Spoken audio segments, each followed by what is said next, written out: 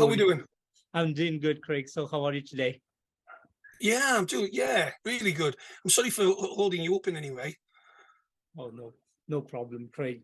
So, Craig, Bloodlines, your new album is to be out on May 5th. So, would you like to tell me a bit about the songwriting and production behind this new upcoming album? Sure, yeah. Well, okay. The we'd gone through some downtime, we'll call it, and COVID came around, and we'd also lost two members. No, sorry, we'd lost one member at that point. And it was having a rethink of where we were going to go with everything. And the natural thing to do was to advertise for a replacement guitarist. And of course, we found Francesco, got him on board, and literally within, I would say, because we were in the midst of COVID, we knew we weren't going to be working as such. We within, I don't know, a month or so, Francesco said, "How about we do some writing?" And that was, yeah, absolutely. That's a big priority for us. But we didn't want to push it on him too soon. But it was him pushing it on us. Anyway, so how we initially go about things is either Rob will come up with some guitar riffs, some ideas, and he'll put together a set of demos, and he'll send them to me and Jack, because Rob doesn't write as such, he doesn't write lyrics and melodies, whereas Jack and myself do. So he sends them to us, and me and Jack kind of go, yeah, that's good, that's really good, I'm not sure about that. Basically, and filter through. Then when we get something compiled, we'll then start really building on it. And we'd already been doing that with to a point, and had around about a good 15 tracks that needed work on. So we just put this proposition to Francesco and said, look, this is what we've got, this is how we've done it, can we give it to you? And he just embraced it and did his magic with it. So he kind of turned them into full songs, adding, affecting the arrangement. And it was just like the first one came back within about 3 days, and he just said, let's see how we're doing. Is this any good? And it was, straight away, it was just, yes, you've got this, you understand it. His head was completely into the, what the TYGERS needs, what the TYGERS wants. We can't, we're a certain type of band, and the music has to be a certain type of way, really. We don't want to waver off that path.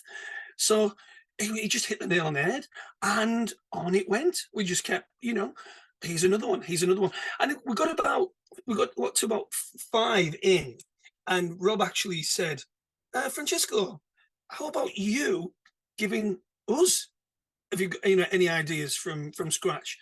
And that's where Fire on the Horizon came from. And he'd said how he based it on the one of the early tracks called Running Out of Time. And it was just phenomenal. And Francesco writes, he doesn't write, he does write a lot of lyrics, but he hadn't done anything for the TYGERS, but he writes a little bit like me, where I have a melody and I might have an idea of a theme, and then I just make, it sounds a bit crazy, but I make some noises, but with some info in there. And then you listen back and go, that's what I'm trying to say. That's what I'm trying to say. And it was the same with Francesco. I could hear, oh, I like that bit, that melody's great there, and we'll pick that. So he'd already had the title Fire on the Horizon. It was just a matter of building it all up from there. And so in no time at all, I think we ended up with about, in total, 18 songs that were done. And we just said, let's just stop now, because, we'll go on to the second phase of, of the material. And narrow it down to how many we're going to choose for an album, how many we're going to choose for singles, how many we're going to choose for, for going to different locations around the planet. it was a case of that. So we very, very quickly put it together, and then it was a nice steady process after that of refining it. We did ask the question of Soren Anderson to do the mix again, because he'd done the 2016 album and he'd done the Ritual album, and were fantastic. But just a mixture of time constraints and his schedule meant it wasn't going to happen. So we were put on to Huw Madsen and he said, let me do one. And we had a New Heartbeat set as the first single. So he said, look, what about, what about doing this? And what happened though was Marco Angioni had already done a mix for us. And so it was actually quite nice because you'd have a comparison. So then, Huw did a further track. He did I forgot the name of it. He did another track for us, and as soon as he bounced that back to us, it was like, yeah, and it kind of knew what we were after, because we'd said, we've got to keep it Tigers, but at the same time, we're trying to step forward. We're trying to, we're like, you've been modern, but you mustn't let go of that heritage. And he just, well, it's what we've got now, and we're more than happy with it. So yeah. So that's the recording. And the artwork came about from I'd asked a good friend of mine where the band had their video done, who produced it, and he told me it was this guy called Andy Pilkington who worked with a lot of bands, and I got in touch with him, and he did the Art of Noise video for us. Yeah. But I hadn't realised, but when I looked on his website, he's fantastic at doing artwork for, album covers, for posters for venues, posters for festivals, for products. He'll design band logos, all kinds of stuff, and it's fantastic. So I just said to the guys, let's just get Andy to do the cover and see what he comes up with. And his orders, if you were just make sure there's a tiger on the front. And that was it. And obviously we give him a little bit of a hint with the title of the album. And 2 seconds, Keith, sorry. Give him the title of the album and roughly where that title had come from, about the passage of the band.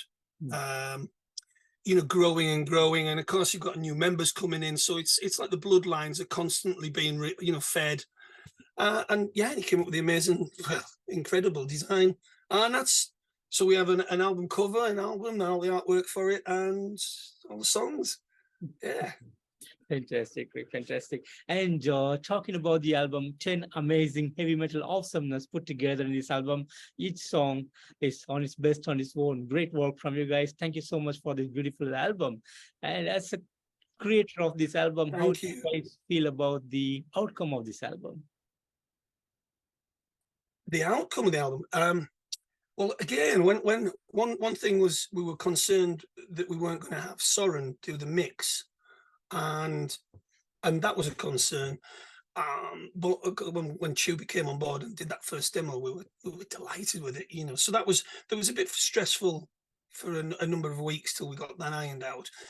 But I think in terms of the tracks, it goes back to Francesco in that he really embraced them, and almost everything that you hear now that's complete was exactly what we received back from him. There's maybe moments where we said, oh, we'll maybe cut that a little bit short of that bit there, or we'll add a little phrase in there or something, but by no means anything substantial. It really did, things were coming back at us kind of complete and done. And it also gave myself and Jack the opportunity then to really really work on the lyrics and the melodies and get them fine-tuned, if you like. So there was some lovely surprises for us. We were on the previous album, the track Blood Red Sky. We always loved how the middle piece went down. The vibe of it went down. It went like in a much smoother groove, and then it picks up for the solo. We'd love that. And so when we heard something similar come back with The Edge of the World, where Francesco took it right down, and it went into that kind of, well, we've had some people say it's got a Turkish vibe about it, but we always saw it as more of a flamenco-y kind of, Latin Spanish vibe. and then woof off into the heights with the electric solo. It was just, we thought it was great, and and you just kind of know that people are going to like it. If you're impressed with it in your heart of hearts, I think you know that people are going to love it. And then you've got like a track called "Making All the Rules." So "Making All the Rules," which closes the album, I actually wrote that song in 1992. Wow. Yeah, and it had a complete chorus as well, and I recorded it with a band at the time, and in effect, the melody that you're hearing on the verses is pretty much the same.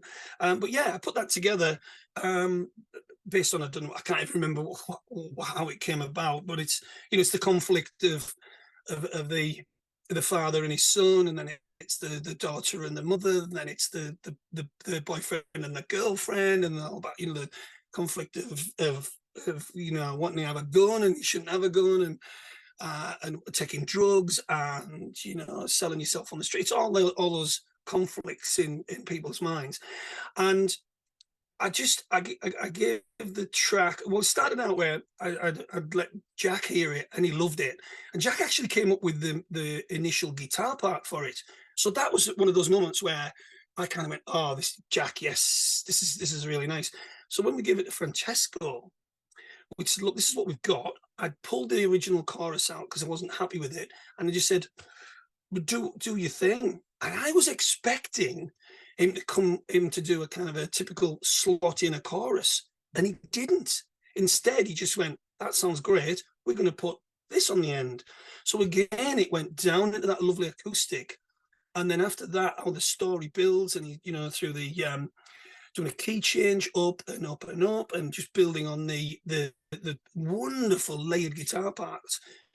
It was just like, you know, a revelation, if you like. You're just thinking, this is working, this feels great. And it was like that for almost all of them. I share the lyrics with Jack, or in fact, we share them between us. It might be something like, we get a riff of Robb's, and we'll say, right, Jack, I've got an idea for this, can you just give me a couple of days? And yeah, no problem. Or he'll do the same, or both of us are not quite sure, so we'll both work on it. We just give and take, you know, to get a result. Apart from Fire on the Horizon, which I came up with really quickly and just said to Jack, look, I've got this, do you like it? And we were bouncing off each other really, really well. And so yeah, it was everything stepping forward was just, this is good, this is great, this is great. Even the tracks that didn't make it on the album are great, but we had to cut them off somewhere, you know. Yeah. So yeah, it was a wonderful experience, really, really, really enjoyable, even though it was primarily done digitally. So it was done, you know, from each of our own homes. So I played kit at home on my setup, and we all, you know, everybody did. So we came together through the Ethernet, really, rather than in an actual studio. But you know what, Keith? It was tricky at times, and communication's a little bit tricky, because, you know, if you think, oh, that will work really nice there, you've got to have a Zoom call or a phone call, you know, whereas in the studio you've got the opportunity to go, try this, try that. So yeah, those things took a little bit longer, but it was a fabulous experience. We thoroughly enjoyed it, and we all are really, really pleased with the results. And thank you. I'm glad you like each and every song. It's amazing. Thank you, Craig. And you put up 2 videos for Edge of the World and Fire on the Horizon. Do you guys have plans to come up with more videos from this album?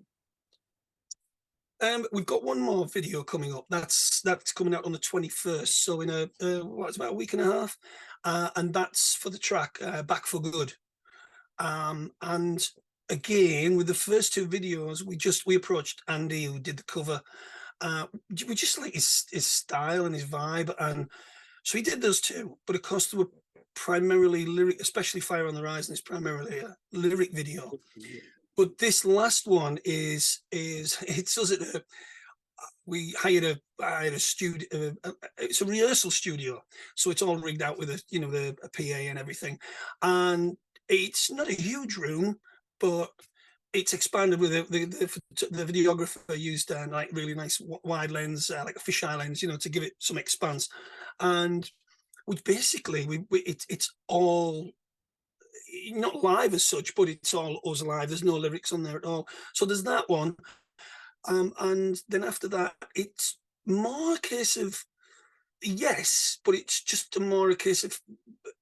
One thing I will say is it's quite difficult getting us together because we've got two of the guys living in Italy, and so we have to really plan ahead, you know, to do something as grand as a video. But yeah, we certainly would. I mean, there's almost every track on the album could warrant a video. Many from Andy. I would love Andy to do some more videos, you know. But yeah, love to. I think that by releasing 3 for now is more than enough. And then of course A New Heartbeat was out last year, so 4 for now is enough. But yeah, we would, and we're always thinking. Everyone's always thinking of ideas of what to do, because that's the problem. Isn't just about every concept for a video is being done. You know, stand by the beach, stand on a mountain, you know. So it's well, hopefully, I'd like to think so. Yeah. Fantastic. And Craig, any big plans on the day of the release on May 5th? Well, we are actually performing on the next evening, so that's on the Saturday, and that's at the Nordic Noise Festival in Copenhagen, and it's the festival that our record company Mighty Music put together. So we're performing there, which is fantastic. So we that is going to be our celebration. The record company and ourselves, we can celebrate all together, you know, at an actual gig. And at the minute we've got we've got 3 tracks in the set from the album.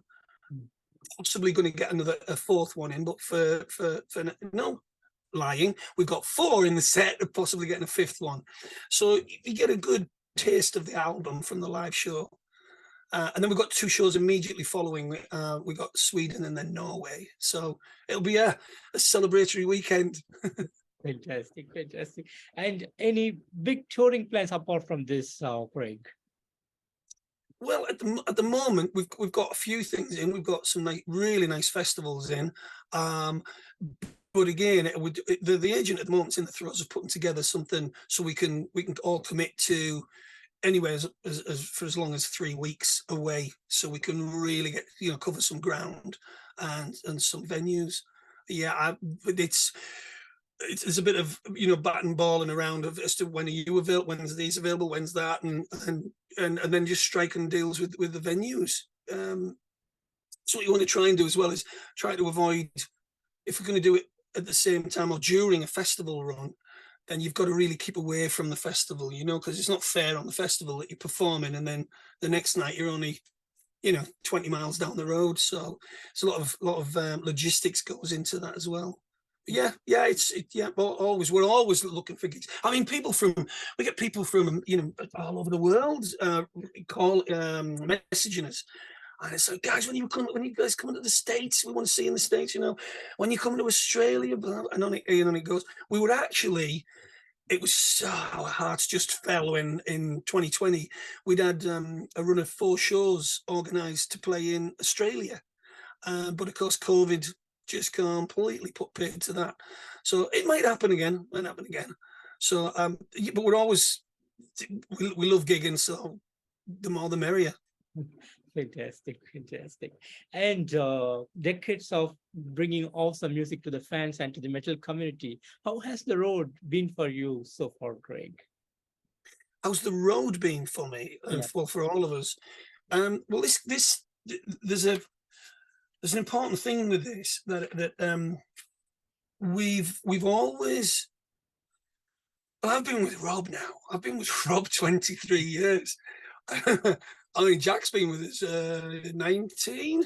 So what we've always tried to do is 2 things. One is to let our audience know that we're still moving forward.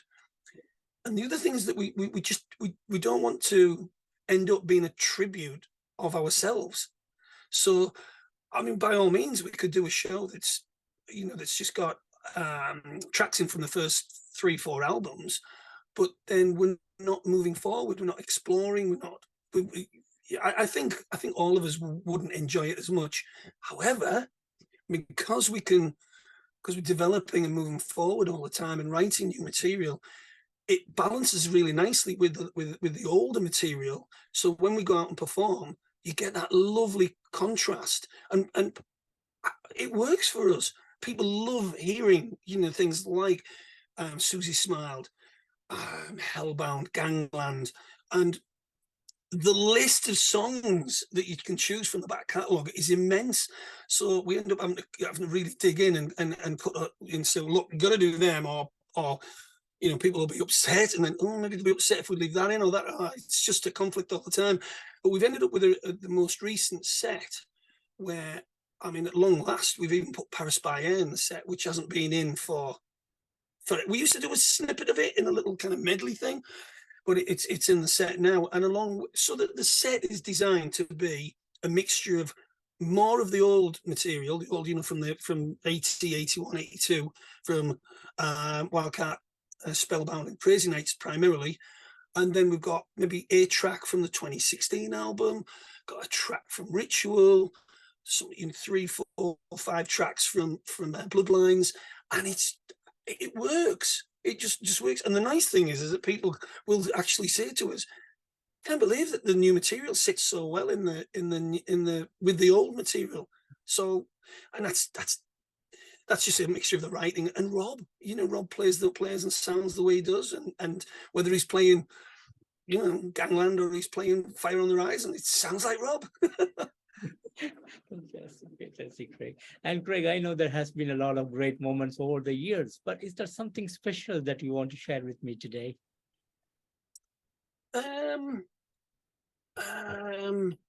In terms of different things, in terms of gigs, or in terms of general, anything that comes to your mind? I think it's a great moment, a really great moment, and not that long ago was last year. We'd written the album, and it was about to go off to be mixed, and Huw had the best part of it, and quite late in the game, Gav, the previous bass player, decided he wanted to leave.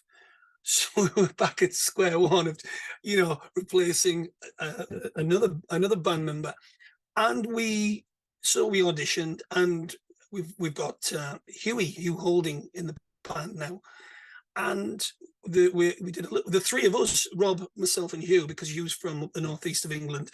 The three of us got together, we would jam through the material, and but the moment that really struck me was we were headlining a festival in Madrid. That was our first gig ever together. So we decided to go 2 days earlier to Madrid and rehearse. And we organised that and got in a rehearsal room. And it was just a pleasure to finally meet Francesco, for one thing. I hadn't seen Jack for, like nearly 2 years. So that was so nice. But then we started playing together. And within 15 seconds, everyone was just smiling at one another, thinking, yeah, this is just great, really good. We worked through the set a little bit, a little bit of chat here and there, but we got through the end of the set, and it made me laugh because Rob. So we'd only done it once, and Rob said, "Should we go to the pub?" Basically saying, how can we do better than that? So it was just so that we didn't, of course. We did. We went through the material quite a few times to make sure it was right. But it was just magical that it, after COVID, after having these long distance relationships with Jack and Francesco, and all coming together, that was fabulous. Yeah, that really stands out, because that was an achievement. Oh, we're back. We're doing this now, and Huw it took Huey hardly any time at all to get his bass parts done for the album. He did a tremendous job, really dug in, and he'd be sending his ideas across to us, and fantastic. Yeah, so it really did come together so well. Yeah. that's one particular moment. There's been lots with the Tigers because it's, you know, we when we go out and gig as well, there's some fantastic, so many lovely people who keep, you know, come to the gigs over and over again. We see them become friends, for goodness sake. It's fantastic. One particular gig that was a bit mind-blowing was, and I do this every time I forget the name of it. Oh, the huge like the spaceship in Poland. I forget the name of it. Wow, that was breathtaking. Half of the hall full, you know, the stadium, if you like, full, and a great sound, great audience. Just, you know, one of those moments where you're like, wow. So yeah, we get a lot of good times with the band. Yeah. Fantastic, Craig. And Craig, finally, any message that you want to give to the fans around the world? Just thank you. First of all, thank you for, you know, continuing to follow us and investing your hard-earned cash into the band by buying, you know, the new releases and the old releases. Please stick with us because we just intend to keep going. There's no stopping us. Please, if you haven't already, have a look, check out the album. You know, it's on Spotify to check out, and then maybe get yourself a hard copy. Fantastic. Yeah, and get yourselves along to a gig. We're by no means a band where we sneak off into the dressing room afterwards, or we clear off to the hotel, or if anything, we're all out chatting with everybody and, you know, mixing with everyone and having a good chat with folk. So it's lovely to meet you all. So if you can get along, that'd be wonderful to meet you. And yeah, and just stay healthy, stay well, and yeah, be good to each other. Awesome. And Craig, I want to thank you so much for giving me today this wonderful opportunity to have you on this interview. And thank you so much for the amazing music that you guys have been giving us over the decades. And thank you for Bloodlines, which is to be out on May 5th. And we're all looking forward for the release and hope to see you guys on the road real soon, Craig. Thank you so much. Thank you, Keith. Thank you for inviting me. It's been a pleasure. Thank you. Thank you. Take care and have a great day, Craig. Bye-bye. You too. Bye-bye.